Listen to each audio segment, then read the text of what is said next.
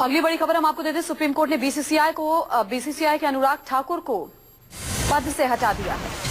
इसके अलावा आपको बता दें, अजय शिर्के को भी सचिव पद से हटाया गया है। बीसीसीआई पर सुप्रीम कोर्ट का बड़ा फैसला, अनुराग ठाकुर को हटा दिया गया है अध्यक्ष पद से और शिर्के पर भी कार्रवाई हुई है। सचिव पद से इनको हटा दिया गया है। वैभव भोला हमारे साथ हमारे संवाददाता जुड़ गए और हमें जानकारी देंगे। अध्यक्ष पद से अनुराग ठाकुर को हटाया गया वैभव, और शिर्के को सचिव पद से क्या कुछ हुआ कोर्ट में?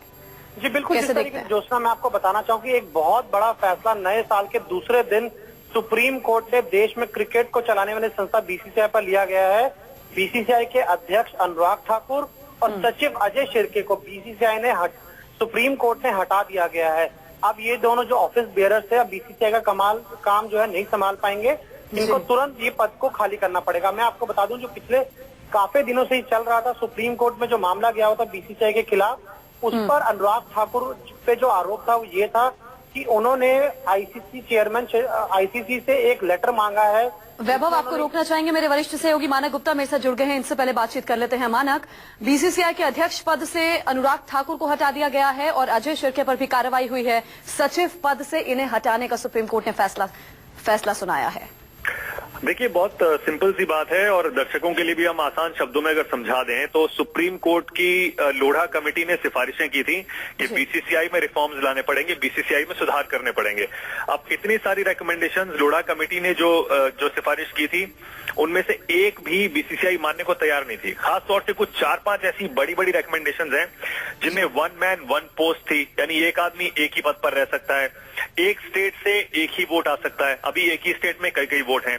70 साल की एज लिमिट थी अधिकारियों पर, और साथ में एक बड़ी काउंसिल बीसीसीआई की बनाने का भी एक रिकमेंडेशन लोढ़ा कमेटी ने किया था। लेकिन बीसीसीआई कई महीनों से, जनवरी में लोढ़ा कमेटी की रिपोर्ट आ गई थी, उसके बाद से लगातार सुप्रीम कोर्ट की अवमानना कर रहा था बीसीसीआई, एक तरह से मानने से साफ इनकार कर रहा था। सुप्रीम कोर्ट ने बीसीसीआई से यहां तक पूछ लिया था कि हम सारे के सारे अधिकारियों की जगह कोई कार्यकारी एक अधिकारी नियुक्त करना चाहते हैं, आप नाम बताइए। नाम बताने तक से इनकार कर दिया था बीसीसीआई ने। तो कुल मिलाकर ये लड़ाई जो है, ये बीसीसीआई और सुप्रीम कोर्ट के बीच इस तरह से चल रही थी कि सुप्रीम कोर्ट चाहता है बीसीसीआई में सुधार किया जाए और बीसीसीआई उसके लिए तैयार नहीं था। चलिए, बहुत बहुत शुक्रिया मानक, बहुत बहुत शुक्रिया हमारे साथ जुड़ने के लिए। प्रभाकर मिश्रा हमारे साथ जुड़ गए हैं। सुप्रीम कोर्ट में क्या कुछ हुआ इस पूरी कार्रवाई में हमें जानकारी देंगे। जी प्रभाकर। देखिए, इस बात का पहले से अंदेशा था, क्योंकि सुप्रीम कोर्ट पहले से कह चुका था कि अगर बीसीसीआई ये सुधारने को तैयार नहीं है तो सुप्रीम कोर्ट कोई बड़ा फैसला ले सकता है। कई मौके ऐसे आए जब जस्टिस ठाकुर ने कहा था कि अनुराग ठाकुर सुप्रीम कोर्ट के आदेश को मानने को तैयार नहीं है, और उन्होंने सबसे Now it had to come. You think that it has come at the right time because the cases prima facie are there and right decision taken. This is logical consequence because once the committee's reforms were accepted by the Supreme Court in its order of 18 July 2016, it had to be implemented. There were obstructions, there were impediments. We fixed the timelines that was not adhered to. We submitted 3 reports before the Supreme Court. Even then it was not implemented. Obviously this was to happen and this has happened. The point is the way it has been dragged on for some time. BCCI was trying to take some time. Now finally probably it's a case of overconfidence on the part of BCCI not to have taken the Supreme Court seriously. I don't read whether they were overconfident or not, but one should understand that when the order of the Supreme Court, which is the highest court of the land, has come, it has to be obeyed by all. It is law of the land. Nobody can escape it. The majesty of law has worked, and Supreme Court itself has ensured that its order of 18 July is now enforced. Cases of perjury will be going on against Anurag Thakur. In a way, he can't escape the law of the land anymore. I haven't read the order, so I can't comment on this question right now. How are you expecting this? As I told you, this was a logical consequence because so long as order of the Supreme Court passed on 18 July stands, BCCI was bound to follow it. And being at the helm of affairs, if they were not able to implement the Supreme Court order, these consequences were bound to follow, and that is what has happened. Justice Loda, doesn't this throw the game of cricket into turmoil? No, surely not. Actually, it's the victory for the game of the cricket and it will flourish. Don't worry about that. Administrators come, administrators go.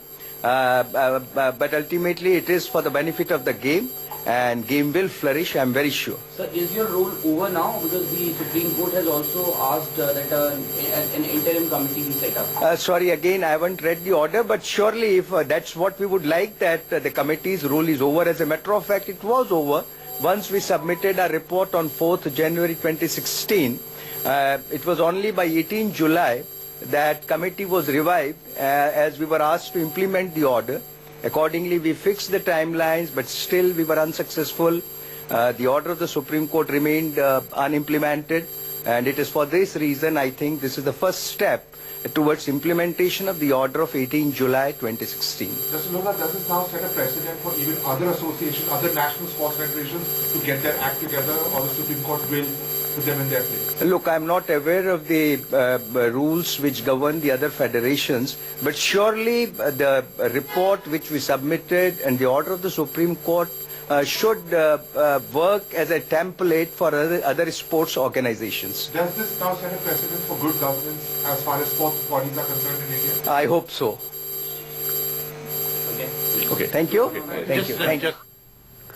तो ये justice R M Lodha को आप सुन रहे थे, जिनकी समिति ने कुछ रिकमेंडेशंस दी थी जिसका पालन जो है बीसीसीआई ने नहीं किया था, और यही आरोप लगे हैं जिस वजह से सुप्रीम कोर्ट ने यह बड़ी कार्रवाई की है और अनुराग ठाकुर को अध्यक्ष पद से हटाया और शिर्के को सचिव पद से हटा दिया है। प्रभाकर मिश्रा लगातार हमारे साथ जुड़े हुए हैं। लोढ़ा को अभी हम सुन रहे थे। प्रभाकर, आपने भी सुना होगा, ये खेल की जीत उन्होंने बताया।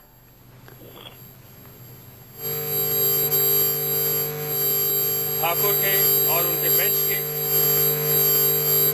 और अच्छी क्रिया हुई है भारतीय स्पोर्ट में, भारतीय क्रिकेट में।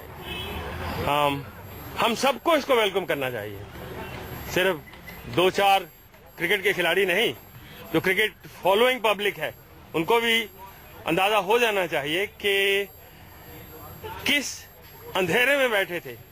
आज अगर रोशनी दिखाई पड़ रही है, उस रोशनी के लिए हम अपना आभार प्रकट करना चाहते हैं सुप्रीम कोर्ट की ओर, और जस्टिस ठाकुर को स्पेशली हम शुक्राना कहना चाहते हैं। Sir, you are a very eminent former cricketer yourself. You are welcoming the judgment. There are some voices, including those in the BCCI now removed by the Supreme Court, who were not so welcoming of the Supreme Court intervention. What do you have to say about that, sir? Well, this is I don't have to get into any kind of debate.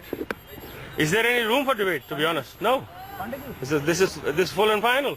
So this is going to be good news for cricket. This is going to be great news for Indian sport and cricket in particular. Though you've been watching what's happening in IOA, right? That is another case of absolute shambles. That will be clarified too now. Sir, एक बार थोड़ा। तो patient Singh Bedi को आप सुन रहे थे कि उनका साफ कहना है कि इस फैसले को पहले लेना चाहिए था और ये देश के लिए और क्रिकेट के लिए, खेल के लिए फायदे से जुड़ा फैसला सामने आया है। इसी के साथ इस बुलेटिन में हम रुकेंगे एक ब्रेक के लिए।